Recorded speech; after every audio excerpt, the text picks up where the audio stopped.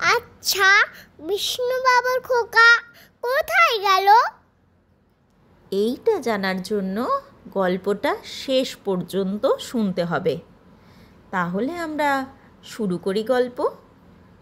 মানিক বন্দ্যোপাধ্যায়ের কোথায় গেল।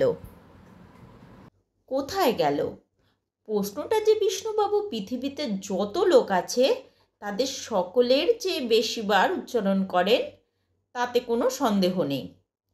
বিষ্ণুবাবুর সঙ্গে ঘণ্টাখানেকের পরিচয় থাকলেই যে কোনো লোক বিনা দ্বিধায় এ বিষয়ে তাকে জোরালো সার্টিফিকেট লিখে দিতে রাজি হবে। কখন যে কোথায় রাখেন তার মিনিটে মিনিটে প্রয়োজনীয় জিনিসগুলো ভদ্রলোকের তা একেবারেই খেয়াল থাকে না। নাকে চশমা এঁটে চশমা খুঁজে বাড়িঘর তোলপাড় করে বেড়াবার মতো মানুষ আর কি। মফস্বলের শহর, বোধহয় সেই জন্য আজও গাড়ি চাপা পড়েননি। চাকরিটা যে তিনি কি করে বজায় রেখেছেন বাড়ির লোকে অবাক হয়ে তাই ভাবে। একটা কারণে বরাবরই সকলে তার কাছে রীতিমতো কৃতজ্ঞতা বোধ করে। সেটা হচ্ছে, আমার অফিস কোথায় গেল বলে আজ পর্যন্ত তিনি একদিনও হইচই কাণ্ড বাঁধিয়ে বসেনি। সেবার বর্ষার গোড়ায় বিষ্ণুবাবু 1 মাসের ছুটি নিলেন, সপরিবারে দেশে যাবেন। অফিসের কাজ করতে করতে হঠাৎ একদিন তার মনে হলো অনেক কাল ছুটি নেওয়া হয়নি, দেশেও যাওয়া হয়নি। তাড়াতাড়ি একটা দরখাস্ত লিখে দাখিল করে দিলেন। তারপর কথাটা ভুলে গেলেন। কথাটা মনে পড়ল দরখাস্তটা মঞ্জুর হবার খবর যেদিন এলো সেই দিন। বাড়ি ফিরে স্ত্রীকে বললেন, ওগো জিনিসপত্র গোছাও। এই যে গোছাই। যাওয়া হবে কোথায়? দেশে যাব, 1 মাসের ছুটি নিয়েছি। শুনে ভদ্রমহিলার মাথায় যেন আকাশ ভেঙে পড়ল। এই বর্ষার সময় ছুটি নিয়ে দেশে যাওয়া, তাও আবার সেই দেশে যেখানে বাড়ির উঠোনে নৌকায় বসে ছিপ ফেলে মাছ ধরা চলে। কেবল তাই নয়, বিষ্ণুবাবুর ছোট ছেলেটির বয়স মোটে 6 মাস। এতটুকু ছেলে নিয়ে এত দূরের রাস্তা যাওয়া, ওই 12 মেশে বন্যার দেশে বাস করা, আরও যে একপাল ছেলে মেয়ে আছে দুরন্তের একশেষ, তাদের মধ্যে কোনটা জলে ডুবে মরবে ভগবান জানে। স্ত্রীর মুখ দেখে বিষ্ণুবাবু টের পেলেন কোনো একটা অন্যায় কাজ করে ফেলেছেন। অন্যায়টা কি করেছেন ঠিক বুঝতে না পারলেও স্থান ত্যাগ করাই ভালো মনে করলেন। গামছাটা কোথায় গেল বলে তিনি পালিয়ে গেলেন একেবারে উঠোনের কুয়াতলায়। অন্যমনস্কতার অপবাদ থাকলে মাঝে মাঝে দরকারের সময় সেটা মানুষের কাজেও লাগে, বলতে হবে বটে। ছোট খোকা খিদে কাঁদছিল, তাকে দুধ খাইয়ে দেশে যাওয়ার ব্যাপারটা ভালো করে বোঝবার জন্য স্বামীর খোঁজে গিয়ে বিষ্ণুবাবুর স্ত্রী আবিষ্কার করলেন কুয়ার কাছে দাঁড়িয়ে তিনি গায়ে তেল মাখছেন। স্নানের জন্য জল তুলে রেখে চাকর মাখনলাল সবিস্ময়ে তার নিরীক্ষণ করছেন। রাগের মধ্যেও বিষ্ণুবাবুর স্ত্রী না হেসে থাকতে পারলেন না। জিজ্ঞাসা করলেন, তেল মাখছ যে? দেখছো না চান করব? বিকেলে চান করার সময় গায়ে তেল মাখে নাকি? বিষ্ণুবাবু থতমত খেয়ে একবার স্ত্রীর মুখের দিকে একবার আকাশের দিকে তাকাতে লাগলেন। প্রতিবেশী উকিলবাবুর রান্নাঘরের পিছনে এই মাত্র সূর্য অস্ত গিয়েছেন। ওদিকের আকাশটা এখনও টকটকে লাল। আকাশের রং প্রতিফলিত হয়ে পড়ার জন্যই বোধহয় বিষ্ণুবাবুর মুখখানা বড় বেশি রকম লাল দেখাতে লাগলো। হঠাৎ তিনি করলেন কি, চাকর মাখনলালের গালে বসিয়ে দিলেন ঠাস করে এক চড়। বেটা, হা করে তাকিয়ে দেখছিস কি তখন থেকে? একবার বলতে পারলি না? এখন বিকেলবেলা, এখন তেল মাখবেন না বাবু? বিষ্ণুবাবুর হাতের চড় খেলে মাখনের লাগে, কিন্তু দুঃখ হয় না। চাকরকে মারলেই একটু পরে বিষ্ণুবাবুর এমন গভীর অনুতাপ উপস্থিত হয় যে নিজের জরিমানা বাবদ তার হাতে গুঁজে না দেওয়া পর্যন্ত তিনি স্বস্তি পান না। বাবু রোজ কেন চট্টা চাপড়টা মারেন না বলেই বরং মাখনের মনে আফসোস হয়। দিন মহা সমারোহে যাত্রার আয়োজন হলো। বিষ্ণুবাবুর স্ত্রীর শরীরটা ভালো ছিল না, মনেও নানা রকম দুর্ভাবনা। তিনি ছাড়া সকলেরই উৎসাহ দেখা গেল প্রচণ্ড। কোথাও যাওয়ার সময় ঘনিয়ে এলেই বিষ্ণুবাবু মহাবিপদ বাঁধান। এটা কোথায় গেল, ওটা কোথায় গেল জিজ্ঞাসা করতে করতে সকলকে তো অতিষ্ঠ করে তোলেনি, আর নিজেরও প্রাণ বেরিয়ে যাবার উপক্রম হয়। যাত্রার দিন সকালে ঘুম থেকে উঠেই তার চিরন্তন জিজ্ঞাসা আরম্ভ হলো।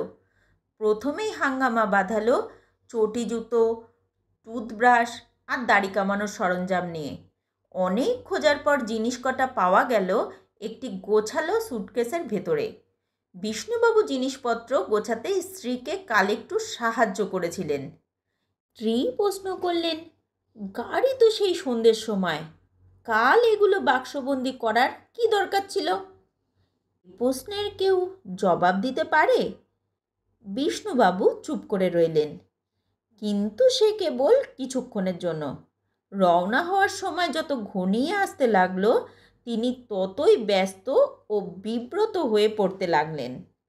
এই জিনিসটা টানেন, ও বাক্সটা খোলেন, একে ধমকান, ওকে উপদেশ দেন, ঘর থেকে ও ঘরে যান, আবার ও ঘর থেকে এ ঘরে আসেন। স্বামীর সঙ্গে পাল্লা দিতে গিয়ে বিষ্ণুবাবুর স্ত্রী একেবারে হাঁপিয়ে উঠলেন। পাড়াতে সচকিত করে এক সময় বাড়ির সামনে থেকে ঘোড়ার গাড়ি ছাড়ল। স্টেশন প্রায় 3 মাইল তফাতে। টাইম টেবিলে ট্রেনের সময় দেখে বিষ্ণুবাবু 1.5 ঘন্টা আগে রওনা হয়েছেন। পাড়া ছাড়িয়ে বড় রাস্তায় পড়েই বিষ্ণুবাবু বললেন, আমার চুরুটের বাক্সটা কোথায় গেল? গাড়ি থামল এবং মাখনলাল নেমে ছুটল বাড়ির দিকে। বিষ্ণুবাবু নিজেই ভরসা দিয়ে বলেন, 7:30টায় গাড়ি, ঢের সময় আছে। মাখনলাল চুরুটের বাক্সটা নিয়ে এলে আবারও গাড়ি চলতে আরম্ভ করল। পথে বিষ্ণুবাবু আরও কয়েকবার কোথায় গেল বলে উঠলেন বটে, কিন্তু জিনিস কয়েকটি অপরিহার্য না হওয়ায় গাড়ি থামানো হলো না। মাখনলালকেও বাড়ি পাঠানো হলো না। স্টেশনে পৌঁছে দেখা গেল তাদের গাড়ি ছেড়ে গেছে 0.5 ঘন্টা আগে। বিষ্ণুবাবু রেগে বললেন, ছেড়ে গেছে বললেই হলো? টাইম টেবিলে টাইম দেখলাম 7:30টা। কোথায় গেল টাইম টেবিলটা? মাখনলাল তখন অনেক খুঁজে টাইম টেবিলটা আবিষ্কার করে বাবুর হাতে দিল। এইদিকে খোকার মা এতক্ষণ স্টেশনে কুলির সঙ্গে বোধহয় গাড়ির সময় সম্বন্ধে আলাপ করছিলেন। বললেন, ওটা দেখে আর কি হবে, ট্রেনের টাইম বদল হয়ে গেছে 1 মাসের ওপর। কোন বছরের টাইম টেবিল ওটা দেখো তো। রাত 11টার সময় আরেকটা ট্রেন আছে। ঠিক হলো সেই গাড়িতেই যাওয়া হবে। আকাশের দিকে তাকিয়ে বিষ্ণুবাবু তাড়াতাড়ি সপরিবারে ওয়েটিং রুমে গিয়ে আশ্রয় নিলেন।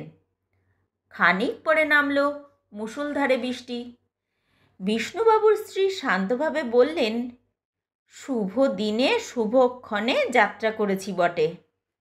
বিষ্ণুবাবু ভরসা দিয়ে বললেন, জোরে বৃষ্টি নামাই তো ভালো, কিছুক্ষণ বর্ষেই আকাশ সাফ হয়ে যাবে। অনেকক্ষণ বর্ষণের পর বৃষ্টির জোর কমল বটে, একেবারে কিন্তু থামল না। ছেলে মেয়েদের খিদেও পেয়েছে। কিছু খাইয়ে একটা বিছানা পেতে ওদের শুইয়ে দেবার পরামর্শটা বিষ্ণুবাবুই দিলেন। খাবার সঙ্গে আছে, কিন্তু খাবার জলের কুজো কোথায় গেল? আনা হয়নি। বিষ্ণুবাবু রেগে বললেন, কেন আনা হয়নি? একটা দরকারি জিনিস আনতে যদি তোমাদের মনে থাকে। যেখানে সেখানের জল খেয়ে এবার কলেরা হোক সবার। স্ত্রী জানালেন, বিষ্ণুবাবুর হুকুমেই ঘোড়ার গাড়ি থেকে শেষ মুহূর্তে জলের কুজোটি নামিয়ে রেখে আসা হয়েছে। এমনিই মালপত্র হয়েছে 1 গাদা, তার উপরে কুজোর বোঝা বাড়াতে তিনি রাজি হননি। বিষ্ণুবাবু দমে গিয়ে বললেন, খাবার জলের কুজোটা নামাতে বলেছিলাম নাকি? যা হাঙ্গামা চলছে কদিন থেকে, মাথা কি ঠিক থাকে কারো? মাখন ছাতি মাথায় দিয়ে খাবার জল সংগ্রহ করে নিয়ে এলো। খাওয়ার পর ছেলে মেয়েদের সকলেই একে একে ঘুমিয়ে পড়ল। খোকাকে পাশে নিয়ে শুয়ে বিষ্ণুবাবুর স্ত্রীও একসময় ঘুমিয়ে পড়লেন। দরজার কাছে দেয়ালে ঠেস দিয়ে বসে মাখন ঝিমোতে লাগলো। বিষ্ণুবাবু ঢুলতে ঢুলতে মাঝে মাঝেই চমকে সজাগ হয়ে বলতে লাগলেন, ঘুমিও না, ঘুমিও না, সবাই মিলে ঘুমিও না। তুই যে বড় ঘুমাচ্ছিস মাখন। মাখন চমকে সাড়া দিতে লাগলো, আগে না বাবু, ঘুমাইনি। মাখনকে অবশ্য বেশিক্ষণ সাড়া দিতে হলো না। খানিক পরে বিষ্ণুবাবু নিজেই ঘুমিয়ে পড়লেন। মাখনও ঘুমিয়ে পড়তো, কিন্তু নিজের ভাগের খাবার খেয়ে বেচারির পেট ভরেনি। চুপি চুপি কিছু খাবার সংগ্রহের আশায় সে জেগে রইল। খাবার জোগাড় করে পেটটি ভরিয়ে আবার যে ঘুমের আয়োজন করতে যাবে, বছর তিনেকের একটি ছেলে জেগে কাঁদতে আরম্ভ করায় বিষ্ণুবাবুর স্ত্রী তাকে মাখনের কোলে ফেলে দিয়ে আবার শুয়ে চোখ বুজলেন। মাখনের আর ঘুম এলো না এবং জোর বৃষ্টির মধ্যে শুনতে পেল গাড়ি আসার প্রথম ঘন্টা। একটু চিন্তা করে বাবুর হাত ঘড়িটা দেখে মাখন বাবুকে ডেকে তুলল। তারপরেই বেঁধে গেল হইচই কাণ্ড। বিষ্ণুবাবু এক এক হ্যাচকা টানে এক একটি ছেলে মেয়ের ঘুম ভাঙিয়ে দাঁড় করিয়ে দিতে লাগলেন। কেবলই বলতে লাগলেন, ডাক ডাক কুলি ডাক, বেটাদের ডাক, বাঁধ বাঁধ, বিছানাপত্র বাঁধ, ফসকালো রে, এই গাড়িটাও ফসকালো। গাড়ি অপর দিকের প্ল্যাটফর্মে দাঁড়াবে, ওভারব্রিজ পার হয়ে যাওয়া চাই। এই বৃষ্টির মধ্যে এতগুলি ছেলে মেয়ে মোট বহর নিয়ে এটা সহজ কাজ নয়। গাড়ির প্রথম ঘন্টা যদিও কেবল পড়েছে, দিকের ঘড়িতে পার হয়ে গিয়েছে গাড়ির সময়। বিষ্ণুবাবু একেবারে ক্ষেপে যাবার উপক্রম করলেন।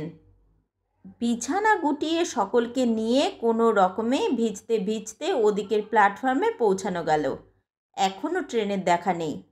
প্রচণ্ড একটা নিঃশ্বাস ফেলে বিষ্ণুবাবু বললেন, দাও খোকাকে আমার কাছে দাও। খোকা তো তোমারই কাছে। কি সর্বনাশ, খোকা কোথায় গেল?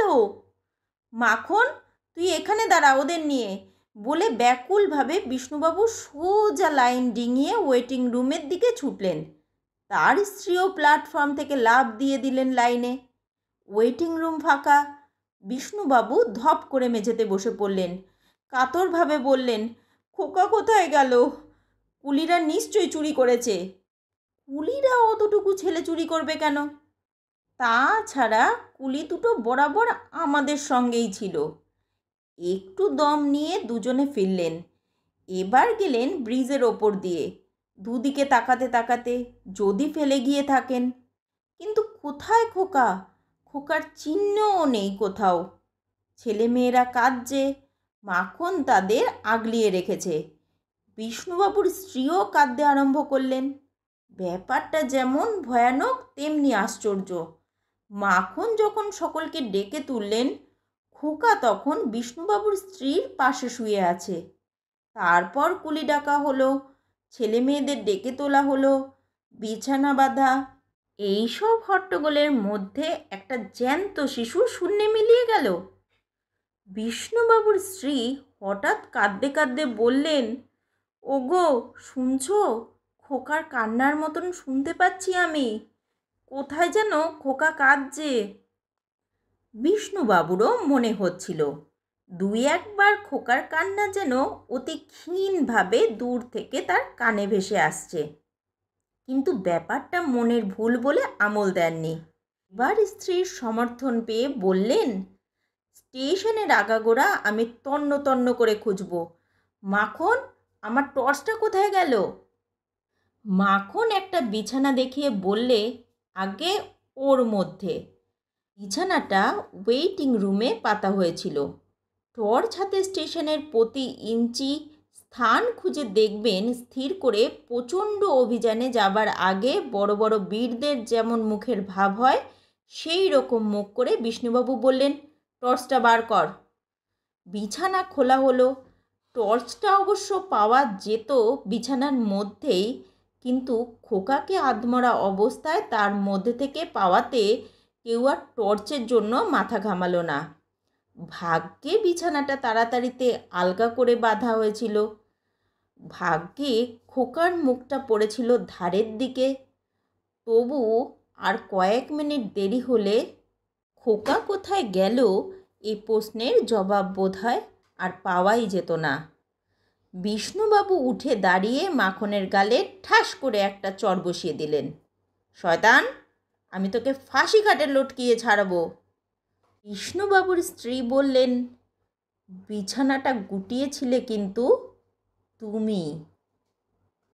ও আচ্ছা, এবার বুঝতে পেরেছি খোকা কোথায় গেল।